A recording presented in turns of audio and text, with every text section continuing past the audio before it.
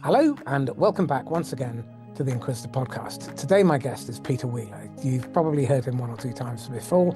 Today, we're going to be talking about the death of the apprenticeship and how that has rippled through into the performance that we're seeing today and what we can do to bring back some of the benefits.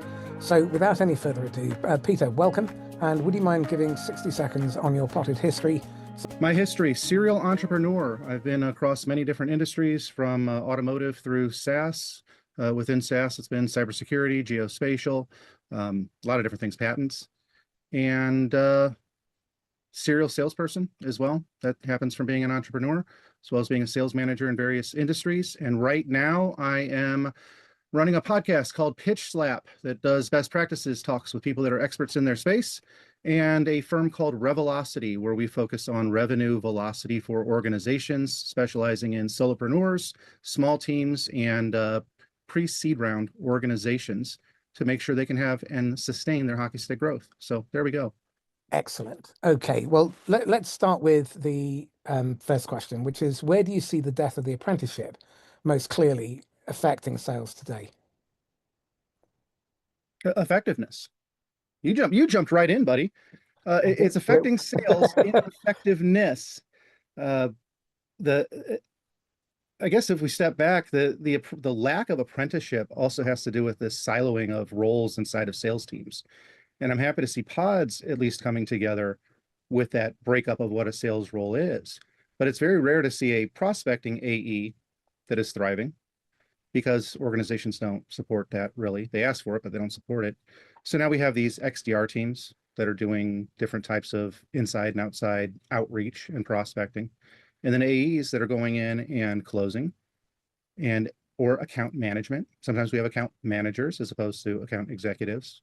We have solutions people that are actually doing the important part with the customer and figuring out where the value is. So I think that there's just no opportunity for apprenticeship unless it's in a specialized field. And I don't think the specialized fields work together enough to be effective, nor do they stay somewhere long enough to be effective. So effectiveness. Well, to go on our first rabbit hole, I think one of the other problems is the prevalence of player managers who are really supervised players, and you can't do both jobs well. So you end up falling into supervisory, which is essentially dealing with reporting and trying to kick people around to get them to meet the KPIs. But if you have a target, you're going to focus on that. And so things like coaching get sacrificed, especially as the end of the quarter approaches rapidly. So I'm curious about your thoughts on player managers. I have no issue with a player manager that is a player manager that's out in the field. So the player managers that we're seeing now, or that we understand that term as being, are the ones that are quota carrying account people that on top of it are supposed to compete with the people they're supporting. I guess that's a decent way of phrasing it, as opposed to shadowing, or one of my less favorites is leading, where they micromanage, or they come in and they see something going sideways and they just step in as opposed to supporting. But yeah, the player manager, and there's no way it's hard enough to balance a book of business. It's hard enough to manage people. It's two separate roles. And I know I'm being contradictory to what I just said, but a manager is a manager, and they have obligations to lead, to support, to instruct, to grow the people underneath them. And then there are the players, the account people, who are executing on what that manager expects. Well, once you get over 5 people on your team, that is just a full-time job managing them. And routinely, I'm seeing people with 6, 7, 8, even 12, and they also carry a quota. And that's just bound to be a recipe for disaster, either for the individual who will burn out, or they will adopt the policy of rescuing because it's easier if I do it myself. So then they suffer from upward delegation, and then that triggers burnout. And it also means that they have less clarity because they're working silly hours, their minds are fogged, and they're stressed. And chances are they're not really going to coach. They'll tell, that's not coaching.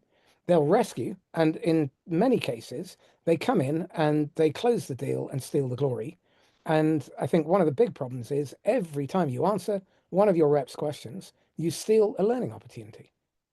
That stepping in point you made is a very important one. It is easier and more expedited to just do the work for someone else. But that is where the apprenticeship dies. Because if you had a good sales manager, even if you had the full title, you're still in an arena to learn. So I think apprenticeship in the way that most people would understand it isn't how it would apply today. So maybe the concept of apprenticeship needs to be more around letting leaders lead and not putting them in the field. Having an understanding of the field should be an expectation.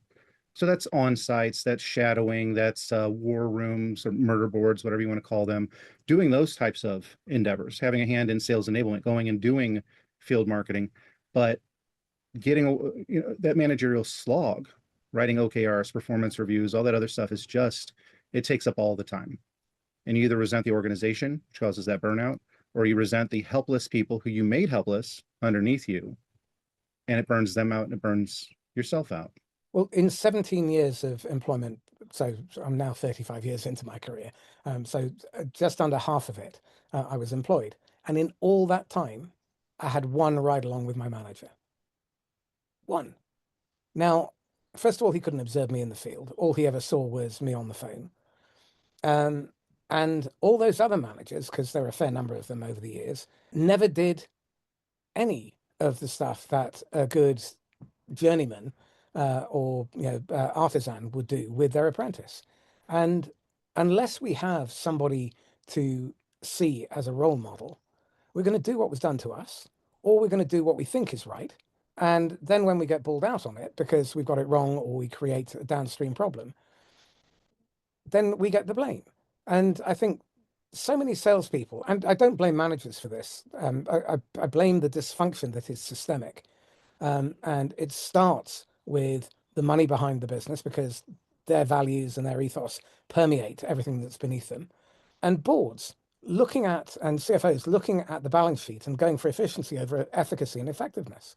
So that ripple effect seems to have become the norm, and we've accepted it. And I think we've now got two generations who don't know how to transfer knowledge. The management layer and the sales layer, and neither of them have exposure to anybody unless they get an external coach or they work with peers who is capable of helping them see how to get better. So when you look at sales teams, there must be a moment where you think no one's ever actually taught this lot how to sell or to manage. What are the trigger points that you see that give you the indication that actually this is a company or a go-to-market function in trouble? What are the clues? It truly comes down to clarity. And by that, I mean the communication clarity. We can tell people what their metrics are, what their goals are, where they're slipping. We can provide feedback. But if we don't know where the other person stands, what they're doing, details in the deal, you're talking about 17 years ago. Back when I was doing it then, and I'm dating myself, you would party line it as a manager or even as another salesperson. You'd pick up another extension, you'd tap into their line and you'd listen in on their calls. You can still do that with all the modern tools. You could go back and do gong reviews, which was not something that we had back then, and provide real support, real feedback, real communication, and real clarity around the deals instead of these nebulous hypotheticals. And you hit on 2 points in what you just said. The first one is probably the one that causes the most harm, but it's the one that's been around the longest amount of time. That's that whole shareholder primacy scenario. An organization's obligation is to the investors and not to, and I'm going to use one of your favorite words, human capital inside of an organization. And then the other part of it is, sure, we get these peer environments, but it's Lord of the Flies.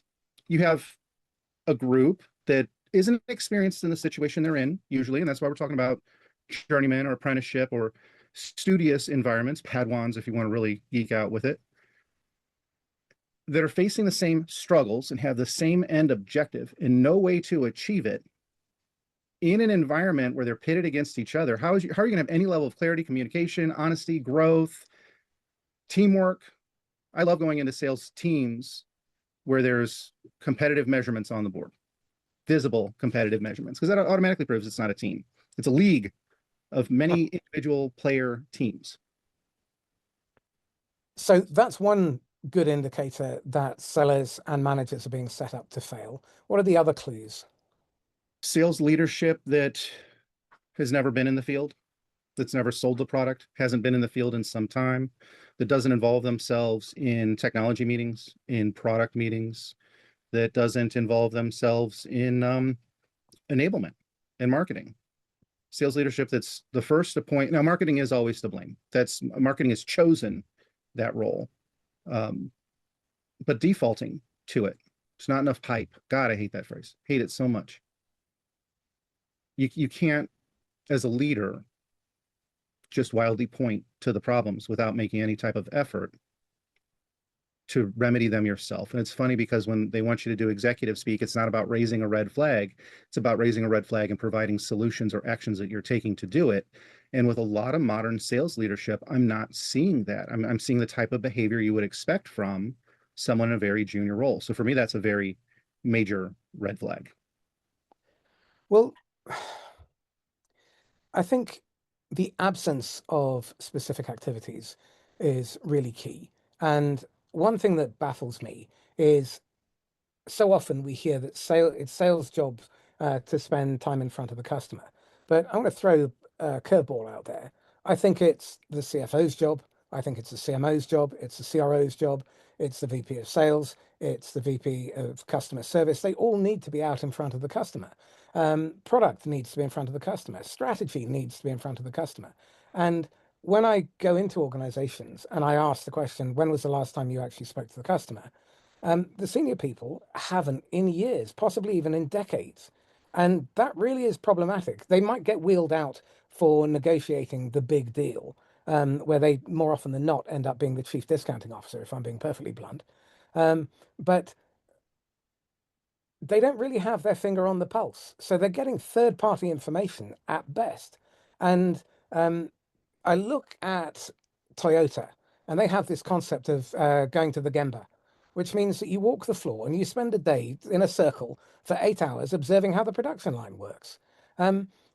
Very few of the senior leadership are getting their hands dirty enough and seeing how things actually operate, speaking to the people closest to the problem or closest to the effect of the problem. And so they're making decisions on the basis of what rolls uphill. And if you've ever tried to run a forecast, you know that a lot of that is fiction and it's theatrics. So, how do we deal with this? Because we're going into a very difficult trading period. The stock market may be booming, but about 50% of that is because of buybacks by 8 companies. So, that feels to me like a bubble, like 2008 and 2019 and 2001 and 1990. Okay, so you identified a cycle and a problem, but if the people in those roles, those leadership roles, wanted to interact with the customer, they would have gotten into sales. And so getting them into a comfort zone of interacting with customers, getting them into to understand the budgeting of both their time and expense to interact with customers and the end value that they get out of it. Nobody has that job. Nobody does that job. Nobody spends the time making it happen. So why would they? And it's very rare that I come to the defense of leadership. Now, on the other side of it, though, I've been around, I've been in a lot of organizations where the executive team does interact with the customers, but it's always executive sponsors for crisis response. It's defend and deflect roles, nothing proactive. It is anti-churn motions, nothing proactive. And that's the hard part. And as a salesperson that gets all this stuff, you're role limited. Like sales roles don't have like this growth trajectory and path that many other roles have. The best a salesperson can do is face the punishment of being a sales manager. You take a pay cut, you're now producing and supervising.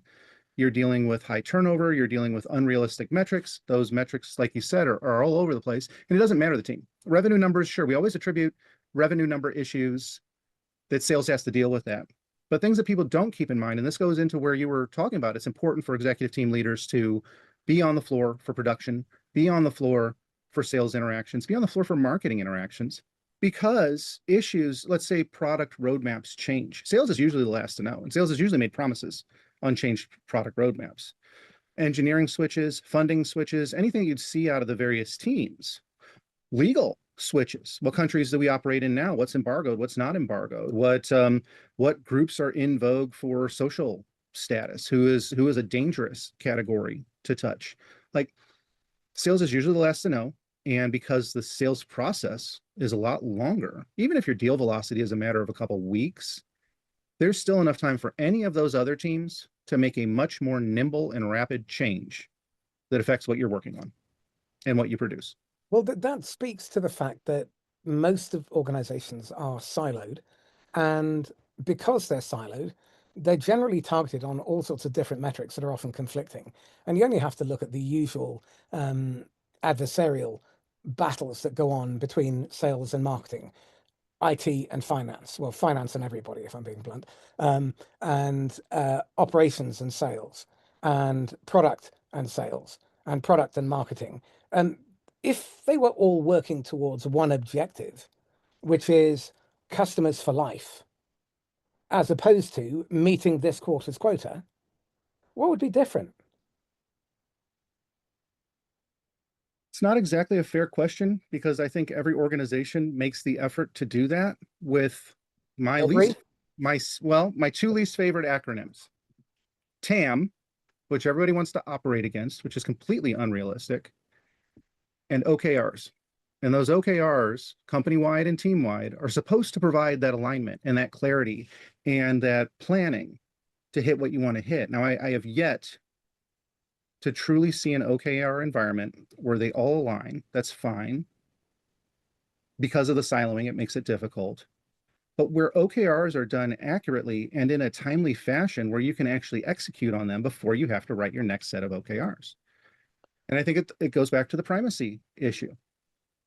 If we had communication clarity and we had one goal, which is customer joy, then everybody else's job is easier. Well, I'm going to take the slight issue in that in the 25 years I've been doing this, I can honestly say that I haven't seen that sort of clarity or alignment anywhere. And it stems from, I think, a lack of understanding of the real job to be done. We exist because of, not in spite of, the customer. They're not an inconvenience to be shoved at the end of a long chain of abuse. Shareholder value, and I'm going to absolutely build on your point there. Shareholder value is comes last in my book because it's a symptom, it's a byproduct of ensuring that the customer gets the outcome that they hired when they rented your solution. And if we started with the customer at the heart of everything that we do, then we might be able to align everybody around common purpose. But as things stand at the moment, the common purpose is keeping the shareholders happy so that they can extract more value and exit, leaving behind a shell. Because in most cases, and I'm not saying all, but in many cases, private equity has a policy of find it, fuck it, flip it, and fuck off. And that's their business model. They're not building businesses. What they're building are financial instruments. And that is significant because it doesn't create the conditions where the people who face the customer, who produce the product, who service the customer after they bought, are rewarded, recognized, or compensated or promoted for creating retention. And what we know is that if you protect, expand, and then win your existing base, and you win as third in line instead of fixating on new logos as the prime objective, you get to keep a lot more profit. Your costs go down, your retention goes up, your churn decreases, your EBIT improves. And these are all things that people are measured on, but we seem to have built a business model based on metrics porn. That means that we're trying to be busy fools. Enough is enough, surely. The difference between busyness and business. But you Yeah. have to remember that the long-term executive leadership team members are the ones that hit the checklist. And I agree with you completely. Shareholder value should be the effect, not the cause, not the driver. But then, like, because they're in charge, let's just admit that. Because they're in charge, because they need that rapid result, the Death of the apprenticeship is the death of mobility. It's the depth of growth. It's the death of um, realizing those tangible results you just outlined that are accomplished in years 2, 3, 4, 5. Nobody sticks around for that. They can't. And I know, roll your eyes at me, but in sales, this isn't new, buddy. You know that. Working the list, you people. Let's go into automotive again. They hire kids that are looking for a quick buck. They can get a quick buck selling 1 or 2 cars to their cousin and their grandma, and then month 2 hits and they can't sell anything because they weren't trained. They don't know. The organization won. They got customers. They have a salesperson that they don't have to worry about that washed out, and they're maintaining those customers in the book of business that are not holding a grudge because that person just couldn't do the job. It wasn't like they used that person. They just didn't let that person, they didn't support them. And there was no expectation of that. It's But not new. the short-term win isn't a win. It's a problem that you're exporting and moving downstream, and you're going to pay a heavy price later. And if Todd Capone is listening to this, history tells us exactly that this is wrong, because the tenure of salespeople is typically about 12 months. Phil McGowan, when he completed his PhD on sales, found that the typical salesperson will hit their full stride in a specific role in year 3.2. What that means is no one ever hits full stride. They're barely at a third of full pace. And so that creates a downstream problem because now you've got recruitment costs, replacement costs, you've got to put them on a PIP, you've got to manage them, you've got to manage them out. You probably have legal costs, you have HR costs that are all preventable. Recruitment is the single most important function of any manager. And if you're a player manager who doesn't have an apprenticeship under your belt, then chances are you're going to treat recruitment as a chore, as an interruption to your busy day job. Whereas in fact, if I look at companies that were incredibly successful historically, like Parametric Technology, for example, 25% of a manager's bonus was based on their ability to recruit. And I look at Tom Schodorf's team over at Splunk. They spent a good amount of their time focused on creating an environment where people stayed. And the net result of that was they did really well. So I've got to take issue with the idea that it has to be that way. In the past, except for the last 30 years or 40 years, it hasn't been that way at all. Sales was actually treated like a profession. And people stayed with companies for a long time because there wasn't a revolving door. And that revolving door is exceptionally expensive and batters the balance sheet and damages shareholder value. And it allows behavior like the belief that a 97 to 99% failure rate is gold standard. If you had a doctor who the last time they looked at a medical journal was in 1987 and they were about to operate on you, you'd probably want a second opinion. Well, most salespeople with 20 years experience have 1 year's experience 20 times over because they haven't evolved. And that's because they don't have management, they don't have leadership that allows them to grow and develop unless they choose to do that themselves. Now, I do believe that it is our personal responsibility to grow and develop, but the company also has an obligation to create the conditions for us to be able to learn. So I guess what I'll lead with was I wasn't saying that that's universally how it's been. I've just said it's existed. It's Okay. existed. I take But it back then. no, it's okay. It's okay. Tete-a-tete with you is one of the few joys I have in life. The you had outlined sales having once been a profession, and like those were careful words. But then you talked about doctors, and I spent a decade in risk management, professional liability, the doctor world. Spent a similar amount of time in legal. Those are let's just call them dignified professions, where continuing medical education is a requirement to Yeah. keep your license Yeah. to practice. Same thing with continuing legal education, dignified professions. And I don't think sales, I think sales at one point was a dignified profession. I do not know. I could not itemize where that died. And maybe it was the rise of the snake oil and the annoying style salesman, which has always existed. 1979, We the will, rise of neoconservatism. okay, well, we will have to double click into that for sure. But what we've been tiptoeing around is that for most organizations, the customer is not important. The retention and expansion, the two things that you get from retaining salespeople, is not important. It's in the door volume.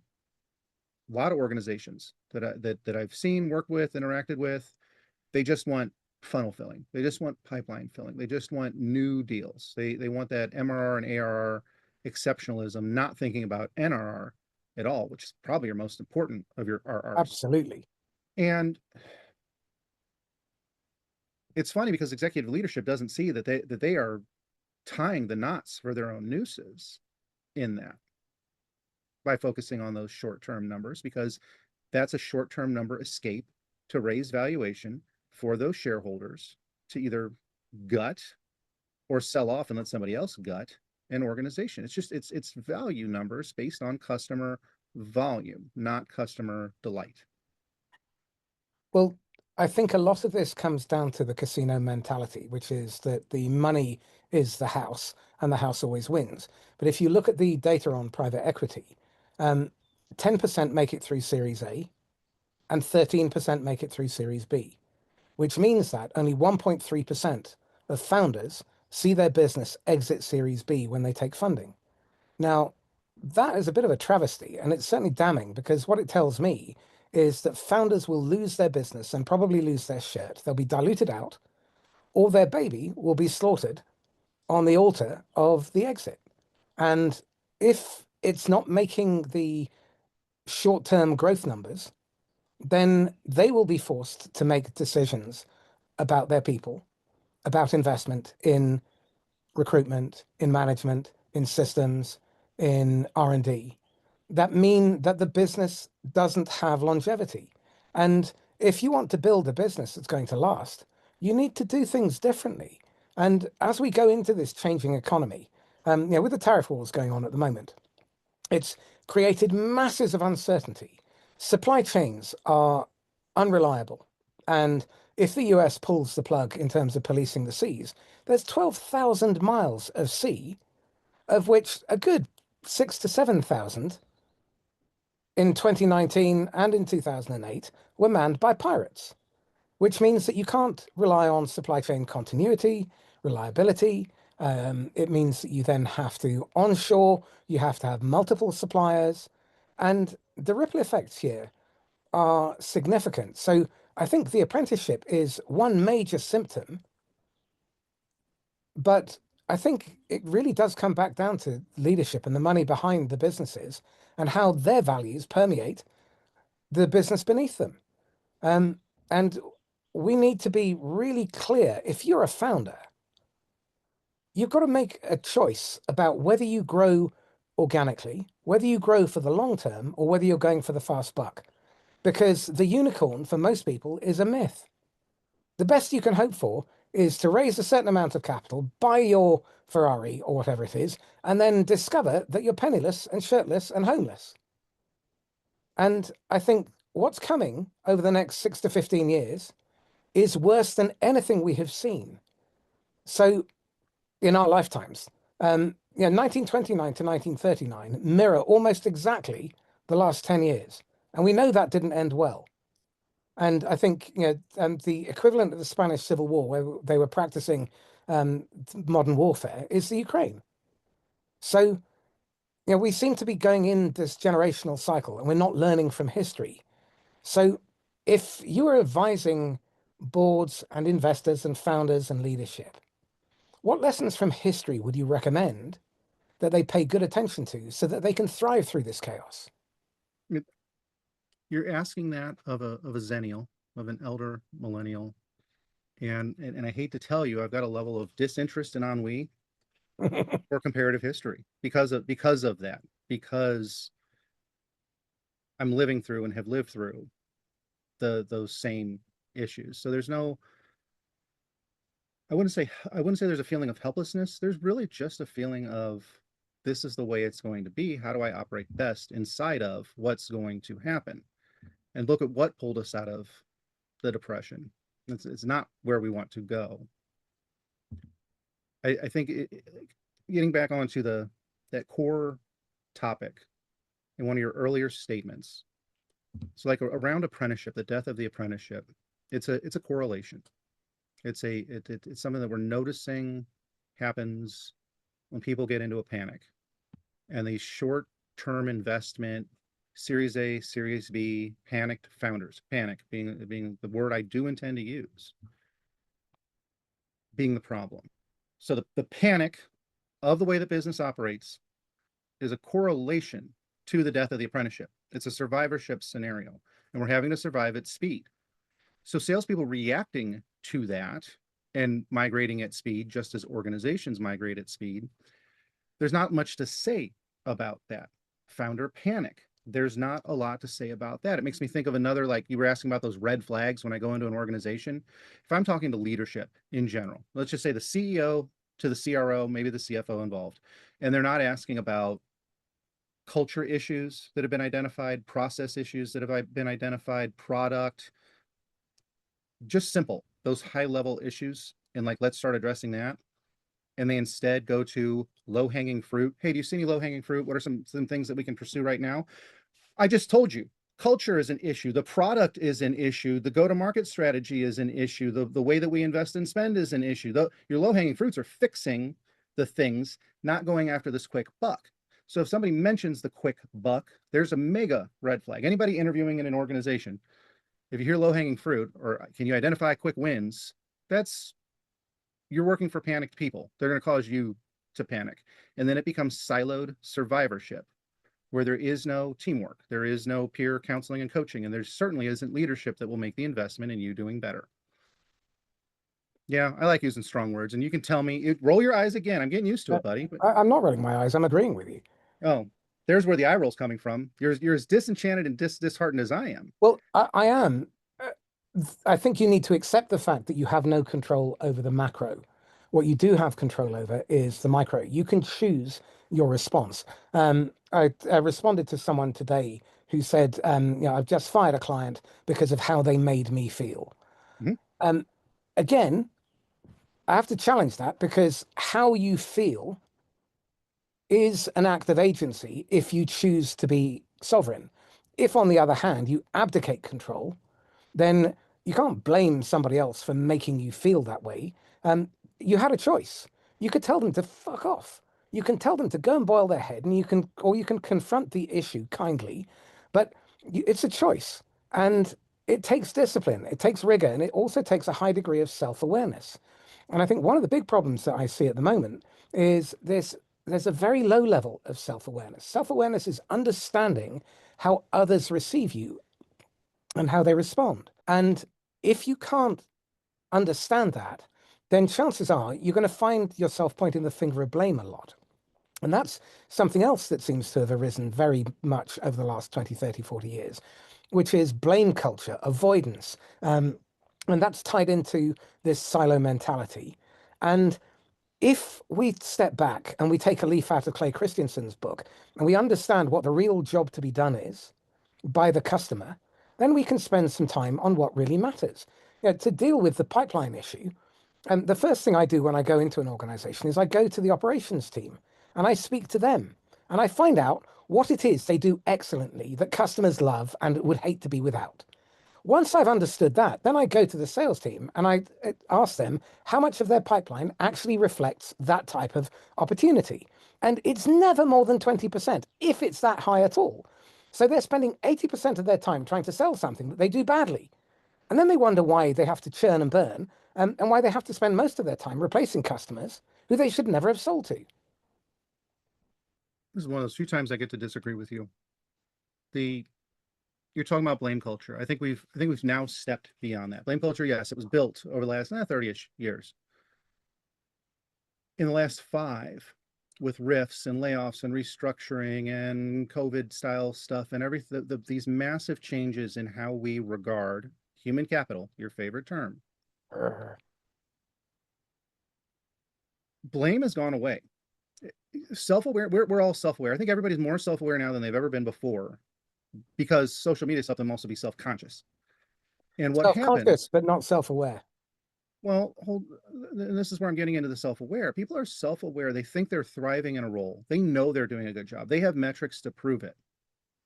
And they have an impromptu meeting show up on their calendar, Friday afternoon, Monday morning, whatever it may be, and they hop on excited thinking they're going to talk about one thing, and it's their manager and their human relations business partner, which, please, people, understand that individual works for the company. They do not work for you. Do not let their titles ever confuse you on that front.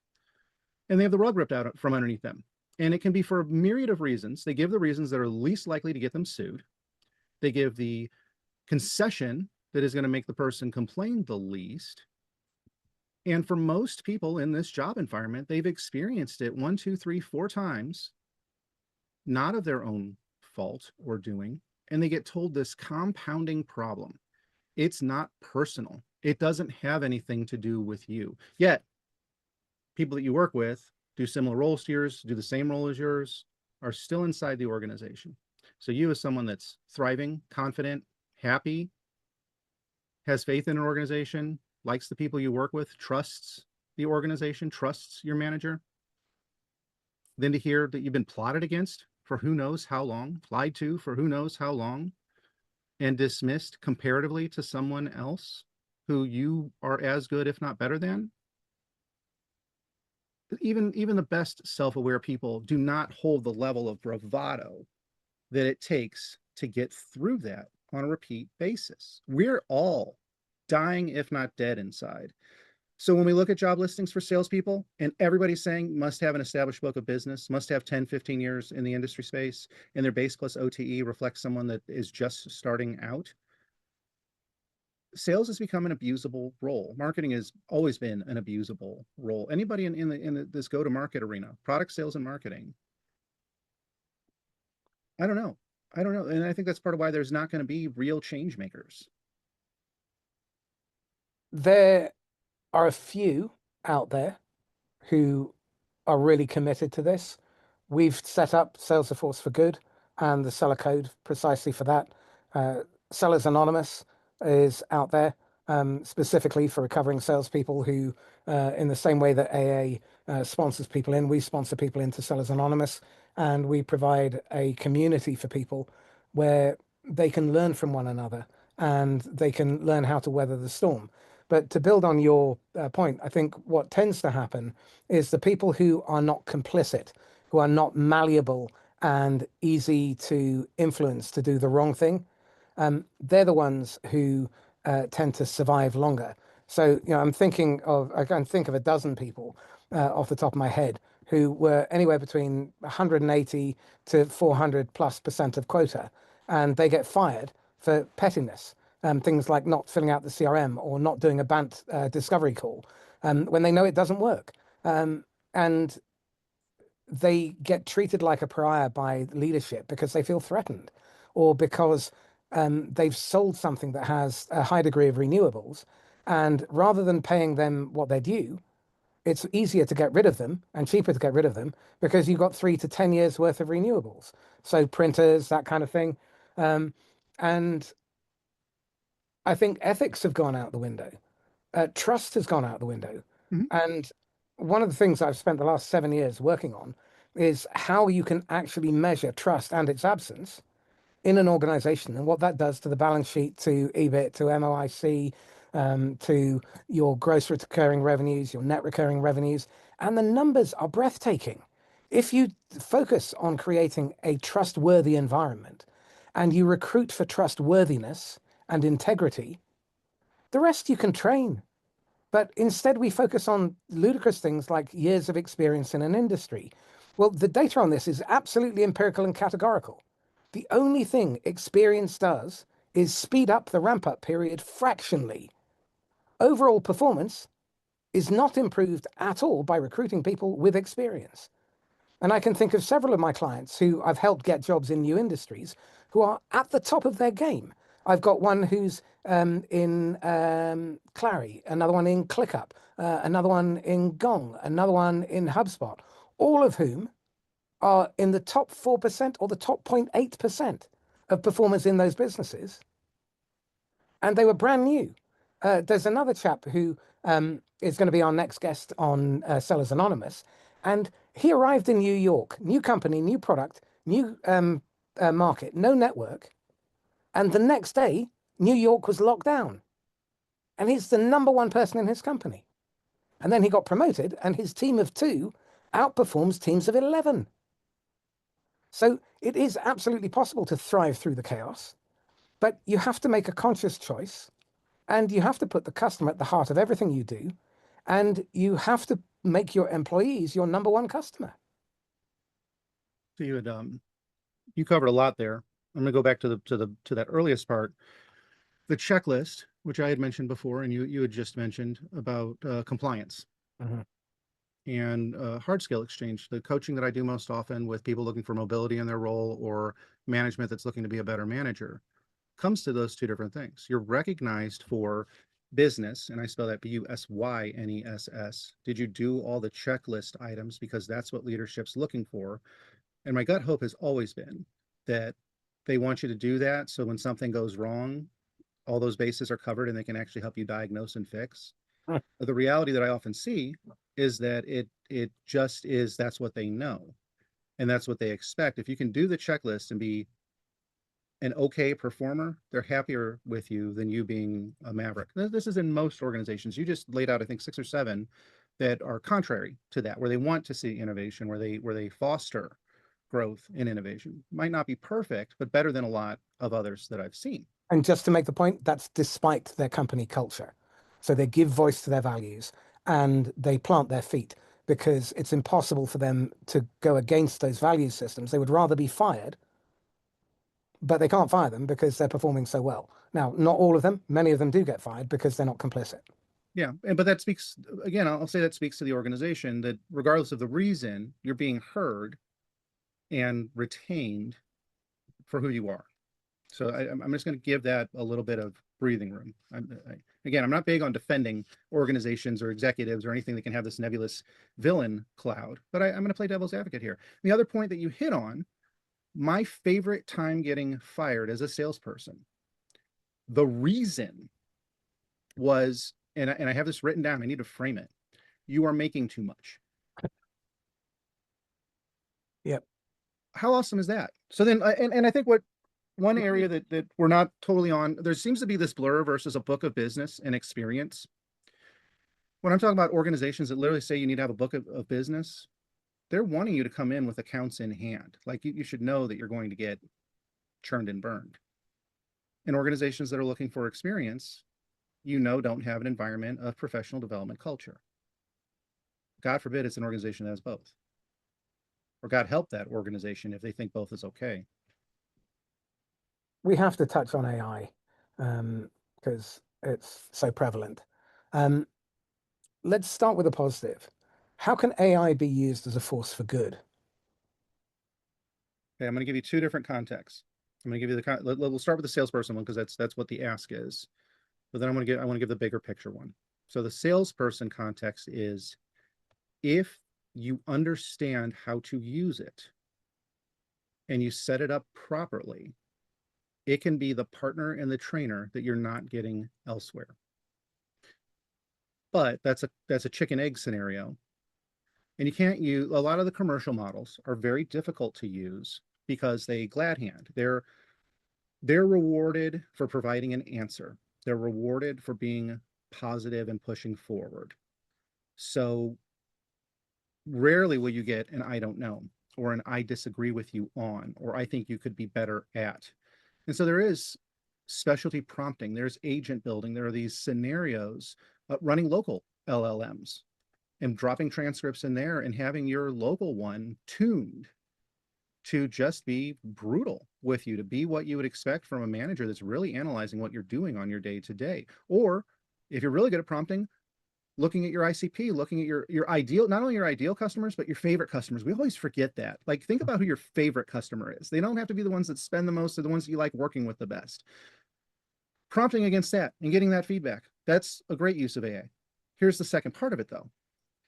Great salespeople that have a little technical acumen, they can build those AI things, are going to be the new rise of the new founder. I'm doing it with my Chaos Agent project.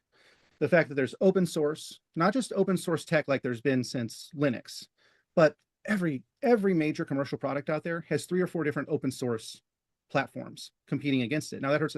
For those that don't know, open source is basically like crowd built. It's actually, I think, where crowdsourcing as a term comes from, but crowd built solutions in technology. And this goes like Linux Foundation, the ARM processors, hardware is being done this way. That all these open LLM models, the ability to train your own, the ability to build LoRa's on top of those models, all these IDEs, which are the like Cursor and Bolt and What do you mean, these LoRa's? things. Pardon? What do you mean by LoRa's? So they're like you've got your LLM models, which are the larger large language models, and then you've got different types of augmentation that can go against those, not against, against. It's training. It's additional training that piggybacks onto it. So it's the So supercharger it's for your layering. car. Yeah, you say you have the same car, but you change the interior. You painted the walls of your house. It is some level of augmentation that you can bring to the table, own exclusively, or someone could provide to you that alters what you're working with. And in the main commercial state, agents are what a lot of people use that operates in that same kind of way. And there are just tons of them. And then the manipulation in the ways of using them. You can have Kenneth Ward, one of my favorite people. I think one of yours now. He and I are building a RAG right now to help with his customer base. And a RAG basically just is a big old bucket of documents and teaching the LLM to not hallucinate, not make things up, and not lie, understand everything that's in there, and present back an answer that's honest. Based on the technical documentation and other materials that have been provided. We've got these model to context workflows. Anyway, I'm going into this weird deep dive. Good salespeople right now have the ability to build their own thing and build it with some level of support. So when we're thinking about founder-led over the past few years has been like technical founder-led, and they've had to learn how to be salespeople. But usually it's just they learn how to play the game and they learn how to be cutthroat, as opposed to like being salespeople. Whereas now, salespeople have the opportunity to have something else help them with the technical side. And they know how to interact with the customers. They know how to interact with the market. They know how to move beyond those technical founders. I'm excited. I know you say 1929 to 1939, but I think there's going to be this rise of entrepreneurship over the next decade of people. I hope you're right. And I don't disagree entirely. I think what I've learned from the last 2, 3 years of using AI is actually, if you know how to ask questions, you can build agents and you can build really powerful models. And the skill of being able to ask a question well and to nuance it and to get the answer to the question that you asked is really what you need in order to be able to build brilliant agents. Because if you start with the premise that you're building it for a particular customer who is renting a specific outcome and you work backwards, you can start creating amazing resources. So I've created assets such as, for example, a trust-based predictive hiring tool that allows us to interview and select candidates who are high on trustworthiness, because I've also built a governance engine that requires people to behave with integrity and transparency. And because of that process, we're now able to create an environment where governance meets requirements that the EU, that Delaware, and all these other high standard places are holding people's feet to the fire. And off the back of that, it then creates other spin-offs. So I must have, I don't know, 20 different ecosystems I've been playing with at various stages. And the net result of that is that we can apply those models to become hyper effective in very specific contexts. So you can build your own coaching agent. You could build your own go-to-market agent. I think where most people are spending their focus and time is on trying to create automation to drive efficiency. If you focus on the effectiveness and efficacy side of the equation, efficiency comes later. Because actually, that's relatively straightforward. There are loads of agents out there that can take things like Lovable, and you can turn it into code. But if you don't build it on solid foundations, then all you're going to do is create yet another piece of highly copyable, extremely boring, and short-lived software. That's not what people are looking for. And vulnerable. I'm And not, vulnerable, yeah. no moat. But you're kind of, well, vulnerable in the sense that people don't know how databases work. They don't know how identity and access and authorization work. They like, there's a lot of, if you haven't been in a product team, if you haven't been an engineer, I've been blessed to be across the board on everything except legal, which is funny because that's what I dropped out of school to do. you're going to do it wrong. But I think you're also kind of proving my point. You're not using these tools as Marcus the salesperson. You might have built them for Marcus the salesperson, but these are part of what you've built for your community, for your crowd. What you could build as a business and a product in and of itself. Now, I don't recommend doing it with agents because you don't own your own product. Like I am pro Lovable. I love the people at Lovable. I love what they're doing. But again, that's like prototyping an MVP.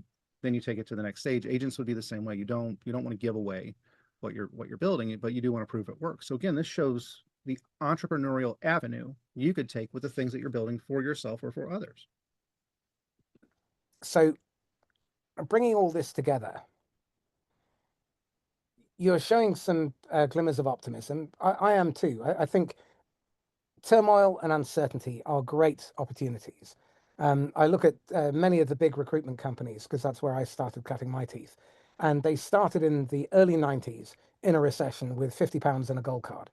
And they grew into centimillion businesses over the next 10, 15, 20 years because they started in the grist mill. In your experience, because you've been through at least 3 recessions, in your experience, how do individuals thrive when there is uncertainty all around and there's pressure to make decisions in double quick time with limited information where you might be facing 2 equally bad or seemingly equally bad options, but thrive through that despite the context? So you can thrive, you can survive, or you can fail is really where it comes down to. And that goes as simple as fight, flight, or freeze. And the way to get to I always joke that I'm surviving on my way to thriving. And it's just self-awareness, dignity, and not being comparative. Don't compare yourself to others. Don't compare yourself to where you think you should be or where you should have been at a point. You wake up, you got air in your lungs, put your feet on the ground, and you take those steps forwards and you take action and you find joy in something and you commit to it. Those other options start showing up. They always say that people are more attractive when they're taking care of themselves than when they're focusing on or taking care of others. That is the case in life in general. When you're Ken, who I mentioned before, he was making fun of me because like all of a sudden I have recruiters calling nonstop when I've committed to some projects. And he's like, choices, you make choices. And I love that double entendre. You create the choice happening and you get to decide whether you take it or not. So survive the recession by smiling, focusing on yourself, being a good person, and just keep moving, people. So to wrap up, what advice would you give to your 23-year-old self if you'd had a chance to go back in time with a golden ticket and whisper in the idiot Peter's ear? See, I don't ever like that question because it reminds me that I would have to mourn the loss of my children. So if we just step away from that and look at it on just a career, I hate time travel. If we just look at it on a career level, I would stick with the mantra that I had as a 23-year-old. And it comes from an old DiCaprio movie, Beaches, and I got it from Orbital Beached. And it was never refuse an invitation. Mhm. And if you can do that, you're I did it and I'm fine. And even if I don't have the wealth, I have the wealth of experience and storytelling from it. So there we go. There's a book in there somewhere. Um, Interesting. I think be open to possibilities and approach adversity with an open mind. Don't just shut down and don't look at what's impossible. Look at what might be possible if you stop the catastrophizing. And um, I would recommend everybody learn about Albert Ellis's ABCDE model. I won't share it with you now, but go and look that up and start applying that in your day to day because it gives you liberty and it allows you to cut through the fog and the noise and the emotion and see things as they really are, as opposed to how we wish they were or how we believe they are, which are often completely different. All right, tell us one caveat or just one writer onto your contract here with everybody. Everything we've just said, take the time to mourn. Like, don't just mask up and keep plodding along. If there is something to mourn, do it. If there is something to be frustrated about, do it. It's not about wild, glad-handing curiosity and momentum. It's about surviving. Absolutely. Excellent. Peter Wheeler, thank you. Thank you, buddy. How can people get hold of you? LinkedIn's always best. LinkedIn.com/in/Peter-led growth. That might change. I'm also at Revelocity, REVELOCITY.co. That's the new project, and then also Chaos Agent, and they're both very easy to find. But hit me up. I love talking to people. Oh, and Hard Skill Exchange, Julia Nimchinsky, the angel of go-to-market who introduced us. I'm on there as well as a coach. Excellent. Peter, thanks again. So this is Marcus Cauchi signing off once again from the Inquisitor Podcast. If you found this insightful, then please like, comment, share, subscribe, and tag somebody who should have a listen. And if you're looking to get out of your own way, if you're finding yourself burning out, if you are a founder who is on the cusp of making the decision to either bring in consultants or go for funding, then feel free to reach out. No pitch, but what you will get is the ugly mirror held up, and I'll help you to make the decision that you need to make safely and productively. So in the meantime, stay safe and happy selling. Bye-bye.